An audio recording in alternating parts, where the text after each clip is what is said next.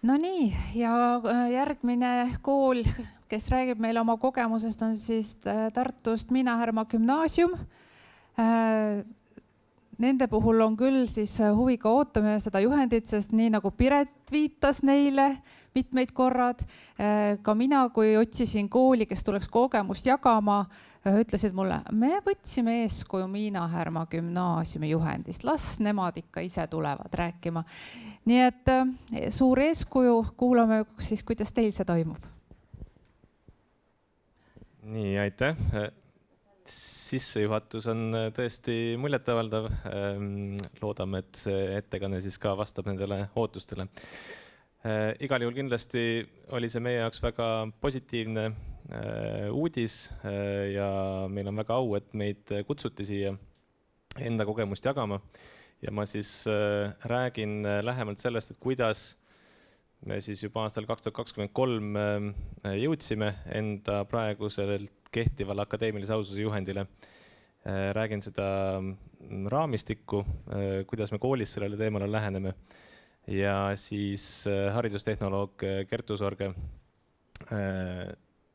läheb natukese rohkem sinna praktikasse sisse, et kuidas seda tehisaru teemat uurimistööde puhul lahendada. Aga mina olen siis Ilmar Tammisto, gümnaasiumis õppejuht ja IB diplooma koordinaator.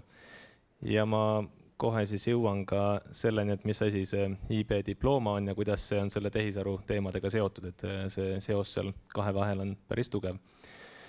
Aga enne kui ma asja juurde lähen, siis ma olen ka ikkagi sellel teemal päris palju niimoodi mõelnud sellisel põhimõttelisel või ka filosoofilisel tasandil ja see tänane ennelõuna jällegi ärgitas väga palju mõtteid. Ja enda erialalt ma olen ajaloolane ja mul ikkagi, ma ei saa midagi parata, see erialane kretinism lööb enamasti välja, kui ma mingisugustel teemadel mõtlen. Ja nii on ka selle tehisaru puhul, et kui hakata mõtlema mingisugustele erinevatele tehnoloogilistele uuendustele või läbimurretele. Üks selline peamine murekoht või mida alati esile tuuakse on see, et see tehisaru kasutus, see muudab meie mõtlemist, see võtab meilt ära mingisuguseid oskuseid ja me justkui muutume selle tehisaru kasutamisest kuidagi halvemaks, on see üks negatiivne stsenaarium. Ma näen seda natukese teistmoodi jällegi ajaloolasena seda asja vaadates. Näiteks antropoloogid on väga palju pannud enda tähelepanu sellele, et uurida, kuidas on, ma võib-olla natuke utreerin sellise võrdluse toomisega, aga et kuidas on mõjutanud inimkogukondi üleminek kirjakultuurile, suuliselt pärimuselt kirjakultuurile ja see mõttemustrite ja mõtlemise muutus on olnud täiesti fundamentaalne. Et kuidas inimesed mõtlevad sellises ühiskonnas, kus on ainult suuline pärimus, kuidas nende aju töötab ja kuidas siis on inimeste, kuidas me oleme jõudnud siia, kus me praegu oleme ja kui erinevad on meie mõttemustrid võrreldes ühe inimesega, kes elab kuskil, ka tänapäeval näiteks Amazonase džunglis. Ma ütleks, et selle tehisaru kasutusele võtmisega kahtlemata meie mõttemustrid hakkavad ka muutuma, aga ma ei läheneks sellele võib-olla nii dramaatiliselt, sest üks asi, mis on kindel, on see, et toimub muutus.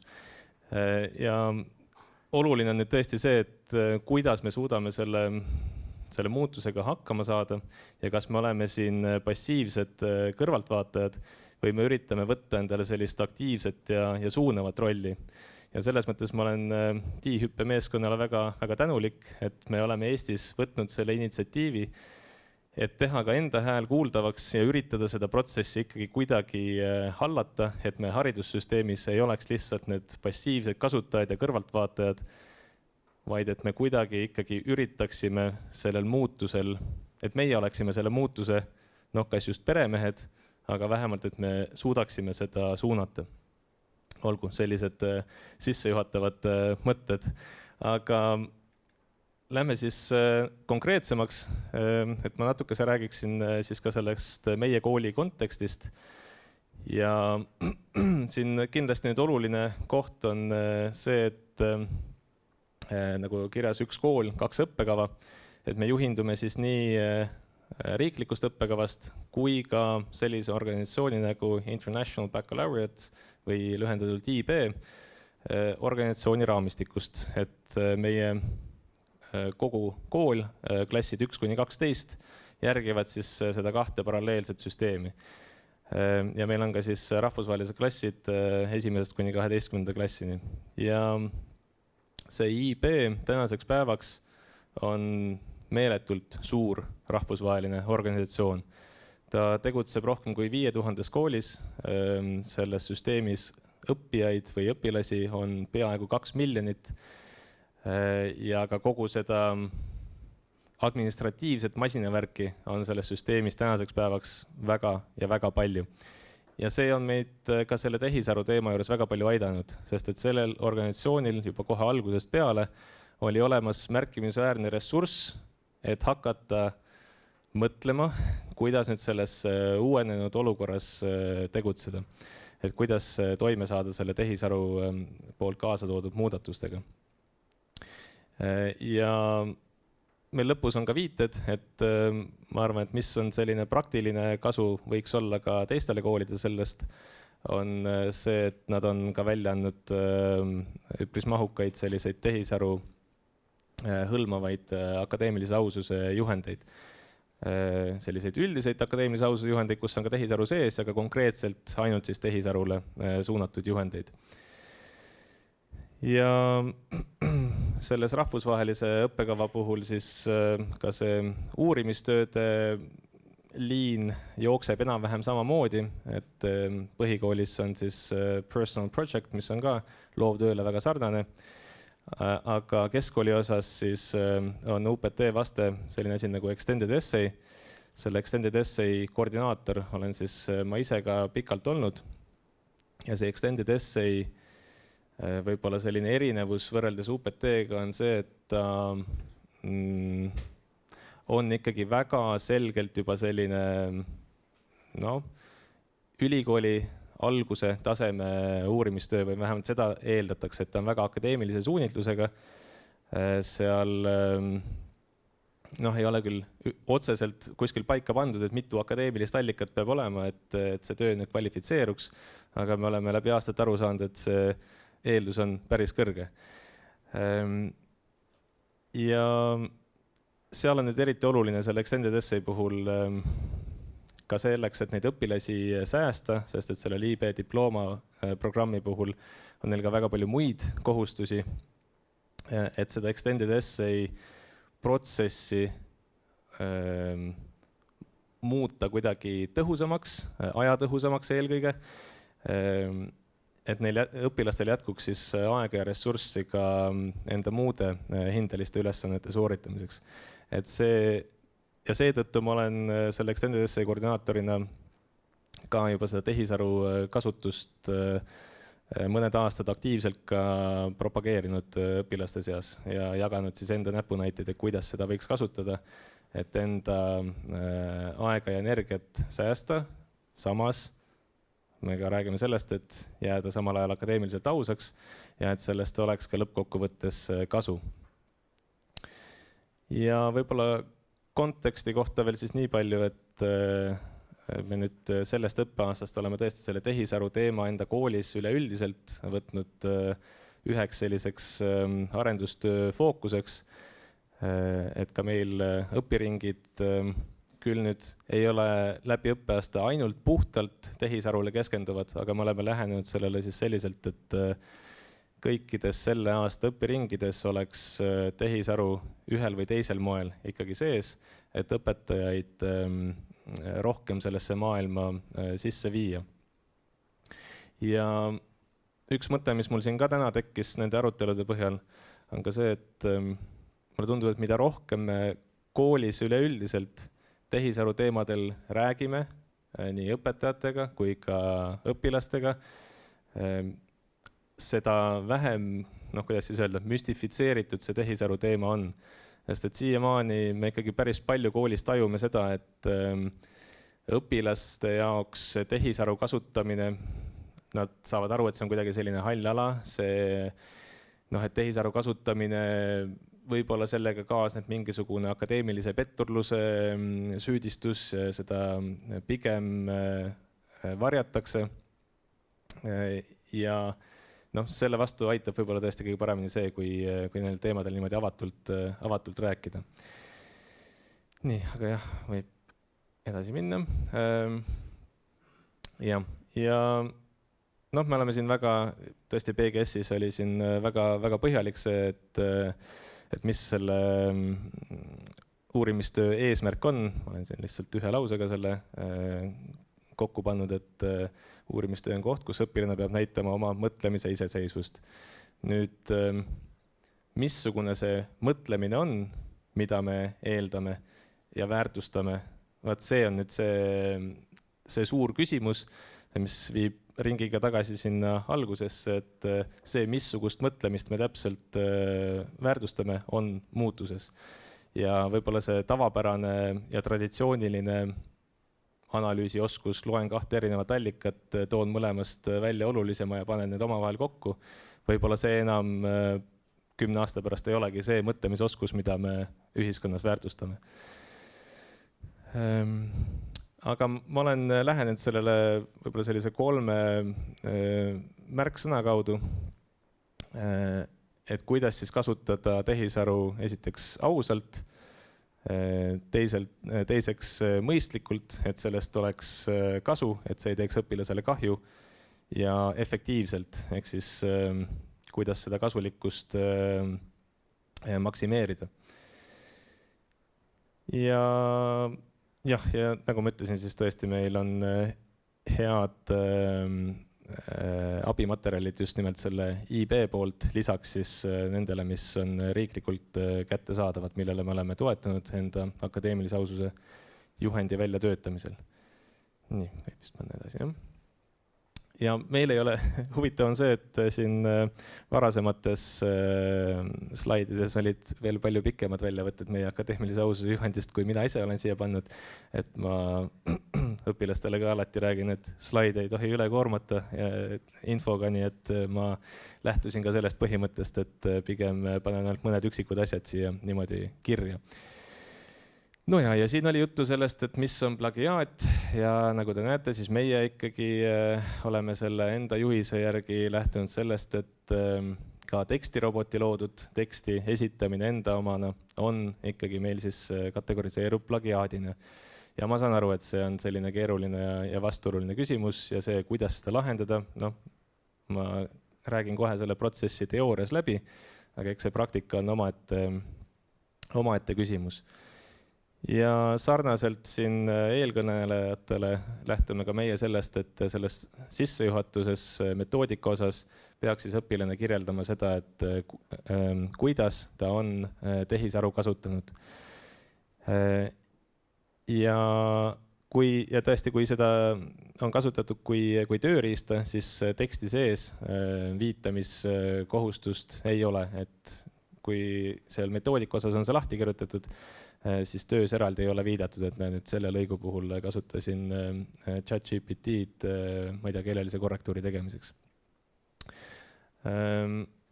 Jah, aga kindlasti see akadeemilise petturluse küsimus on siin oluline, see on ka siin täna võib-olla kõige rohkem kõneainet pakkunud küsimus, et ma räägin lahti siis, kuidas see teoorias meie dokumentide põhjal välja näeb. Nii, selline ajajoon. Tegelikult, olgem ausad, see ajajoon kindlasti ei ole lõplik, vähemalt teoorias, et seal otsusest järgmine samm on siis kohtuotsus halvemal juhul. See võib paraku nii olla. Ja siin on nüüd selline murekoht. Ennist ei mainimata, et üks selline, mis ka siin Ivo Visak välja tõi, et üks oluline kaalutlus, miks me oleme koolis otsustanud selle tehisaru teemaga nüüd niimoodi hoogsalt kaasa minna, et me oleme ka üks nendest praegu käimas oleva pilootprojekti koolidest, kus siis juba õpilastel on need ChatGPT kasutajad käes. Et me oleme väga nagu selle D-hüppe poolt tahame selles protsessis kaasas olla ja üks oluline kaalutlus on see, et sellel on potentsiaal vähendada seda õpetaja töökoormust. Aga nüüd selle UPT kontekstis ja tehisaru ja UPT, siin nüüd paraku see loogika ei toimi, sest et see pigem paneb õpetajale töökoormust juurde, mitte küll meie valikute tõttu, vaid lihtsalt selle tõttu, et see tehnoloogia eksisteerib. Ja juhendaja roll on nüüd arusaadavalt muutunud väga oluliseks või veel olulisemaks ja see õpetaja või juhendaja südametunnistus võib-olla on muutunud nüüd veel kuidagi tähelepanu all olevaks. Et mis hetkest alates õpetaja reageerib ja kas ta on valmis hakkama seda protsessi läbi käima õpilasega ja see sõltub või varieerub meeletult palju õpetajast õpetajasse.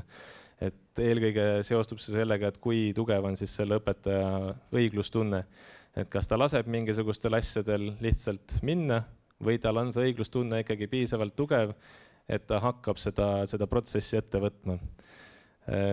Mina õpetaja ja juhendajana olen seda protsessi kuni selle menetlemise faasini mitu korda läbi teinud. Õnneks olen ma piisavalt hea ülekuulaja, et on see ülestunnistus õnnestunud alati kätte saada, kui ma olen olnud veendunud, et see õpilane on olnud akadeemiliselt ebaaus. Aga ma olen reaalselt läinud raamatukokku, Tartu Ülikooli raamatukokku, võtnud need raamatud, millele õpilane on väidetavalt viidanud ja kontrollinud need viited üle ja leidnud, et sa valetad. Aga see ei ole päris mõistlik ajakasutus ja ma täiesti saan aru, kui õpetaja ei ole nõus seda enda ajas tegema. Aga ega meil midagi muud ei ole, et see on silt korduvalt läbi käinud, et mingisuguseid abivahendeid selle akadeemilise petturluse tuvastamiseks meil paraku ei ole. Nii et meil on ainuke, mis meil on põhimõtteliselt see sama protsess siin, nagu ta on siin lahti kirjutatud. Aga me ei ole veel vähemalt mitte minu ajal selle komisjoni faasini jõudnud. Et eks siin on nii seda minna laskmist olnud, kui ka siis seda, et see on õpetaja ja õpilase vahel efektiivselt ära menetletud. Nii, lähme edasi. Nii.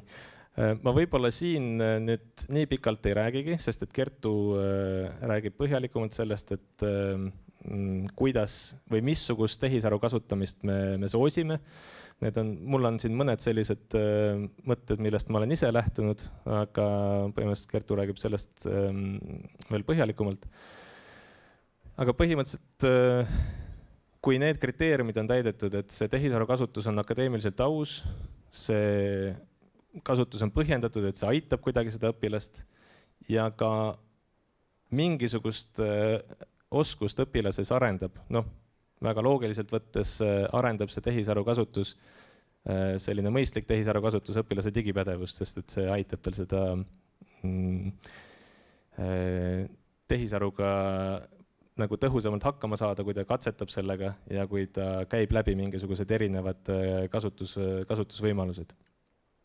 Ja ma nüüd siis annakski haridustehnoloogile üle. Tere, mina olen Kertu Sorge ja mina olen siis haridustehnoloog. Üsna värske küll, et ma alustasin alles augustis oma teekonda ja ma olen näinud põhimõtteliselt ainult ühte UPT tööd. Loovtöid olen rohkem näinud. Koordineerimisest ma väga ei tea midagi, aga ma olen käinud klassides, olen rääkinud tehisarust ja töövormistamisest. Et tehisaru efektiivne kasutamine, et see võiks siis tähendada seda, et õppija oskab tehisaru võimalusi teadlikult oma õppimistöö protsessi põimida, küsida, võrrelda, täiendada ja siis selguse poole oma töös liikuda. Et meie kogemuse põhjal kasutavad õpilased kõige sagedamini ChatGPT-d, et see on neile kõige tuttavam tööriist, aga siis tuleb silmas pidada, et see kõik vajab teadlikku juhendamist. et õpilased vajavad abi. Kuidas anda täpseid sisendeid, kuidas hinnata vastuste usaldusväärsust ja kasutada siis saadud infot oma mõtlemise toetamiseks, et mitte selle asendamiseks. Lisaks siis soovitame õpilastele ja ma tean ka, et õpilased ise juba kasutavad selliseid tööriistu nagu Perplexity ja konsensus, kirjanduse ülevaate ja allikate leidmise faasis. Et päris hästi töötavad juba nendega, et tegelikult juba 7. klassi poiss küsis minu käest, kui me tegime tehisaru tundi, et kas ma Perplexityt võin kasutada. Ja võimalus on koolis kasutada ka Copilotit ja Geminit, aga praegusel hetkel seda tehakse veel pigem harvem, et kui küsida õpilaste käest, siis on mõned käed ainult püsti. Et lihtsalt on harjutud kasutama ChatGPT-d. Ja võib-olla siis kokkuvõtvalt, et see efektiivne kasutamine tähendab siis teadlikku valikut, et õpilane teab, milleks tehisaru kasutada ning milline tööriist on selleks kõige sobivam.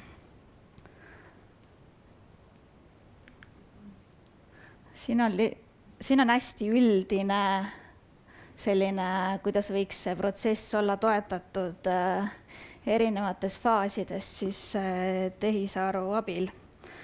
Et nagu oli, et Perplexity või konsensus, et saab aidata allikatega. Teema leidmisel väga palju siis kasutatakse ikkagi ideede genereerimisel ChatGPT-d. Kirjanduse ülevaade, samamoodi konsensus ja Perplexity, et need toovad sellist teaduspõhisemat sisu ja aitavad aru saada, et milliseid uurimusi üldse sel teemal olemas on. Kirjutamise faasis samamoodi ChatGPT, Gemini, Copilot aitavad täpsustada sõnastust ja sinna kriitilise kontrolli alla siis panin, et see tehisaru võiks aidata siis peegeldada, aga tegelikult see on siis õpilase täielik vastutus. Kõik, mida ma siin veel rääkida tahtsin, on tegelikult ühel või teisel moel läbi käinud täna, et kordama väga ei hakka. Et ma arvan, et me võime minna küsimuste juurde, mõtete jagamise juurde.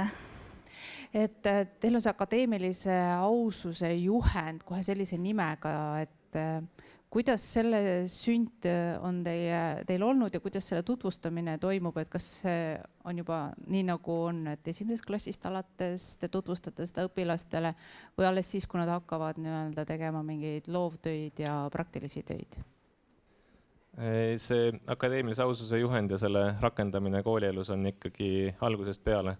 Ehk siis kohe, kui õpilased mingisuguseid iseseisvaid töid hakkavad koostama ja see esimesed on juba algklassides, et need põhimõtted käivad ikkagi pidevalt kaasas, et ei, see kindlasti ei ole niimoodi, et hakkame 11. klassis UPT-d kirjutama ja siis on esimene sissejuhatus akadeemilisse aususesse. Ja 10. klassis meil on väärtuste õppekava raames selline tund nagu akadeemiline ausus ja tehisaru, kus siis ka 10. klassi teadupärast võivad ka teistest koolidest siis tulla õpilased, et seal tunnis siis teeme ka süvendatult, räägime sellest teemast ja teeme praktiliselt läbi, et sel aastal seal tunnis siis 10. klassi õpilased saidki ka D-piloodi raames siis endale võtta ChatGPT edukontod ja läbi selle siis soovi korral seda teemat lahti mõtestada.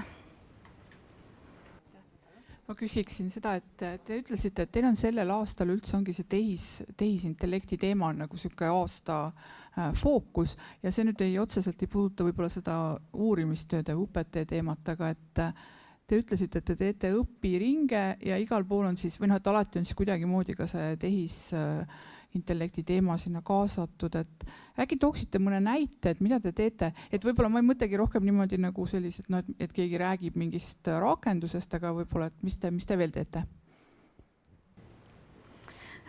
Meie esimene selline koostööpäev oli selline, kus mul paluti siis tegelikult minna päris algusesse tagasi, et õpetajatele selline tehisaru algtõed justkui siis uuesti nende ette tuua ja selgitada, et seda on läbi käinud ka eelmistel aastatel, aga me läksime päris algusesse tagasi, et võib-olla ka need õpetajad, kes ei ole kunagi saanud katsuda seda või nuusutada, et neil tekiks võib-olla see soov seda teha, et kui ma oleks võib-olla liiga keeruliseks läinud kohe alguses, et siis need õpetajad, kes niikuinii ei taha, need ei tee. Ja õpiringis sai iga õpetaja luua siis omale materjali oma tunni jaoks. Võib-olla sa saad täiendada mind.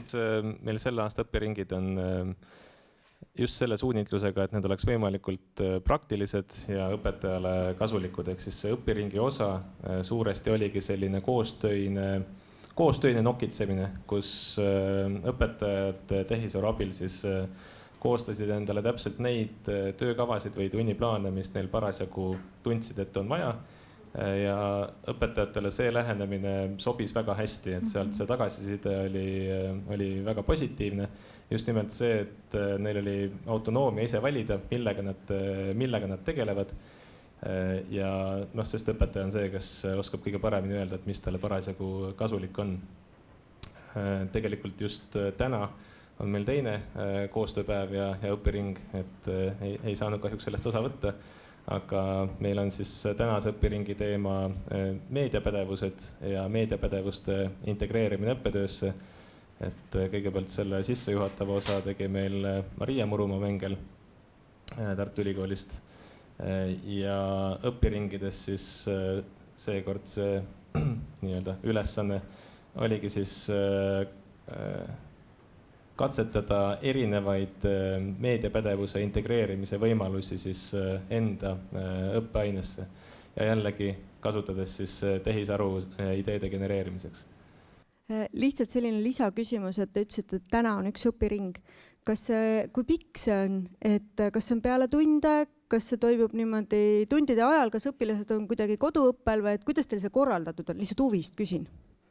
Et õpilased, kas see on koduõpe, see ei ole koduõpe, see on iseseisva õppimise päev on õpilastel, õpetajad on koolis.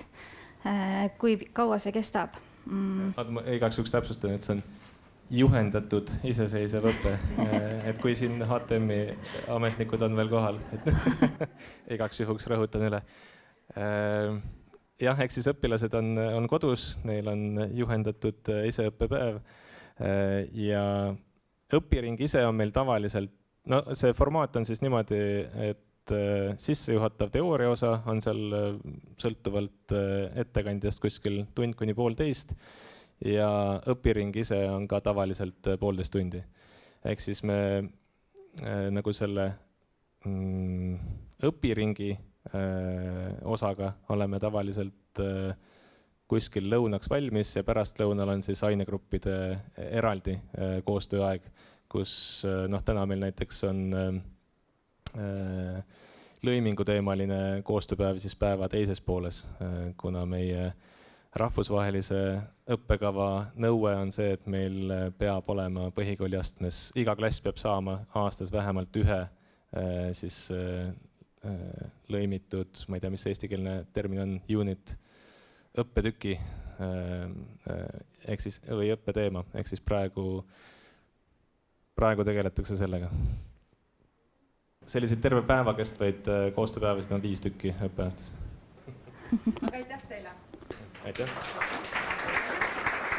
Aitäh!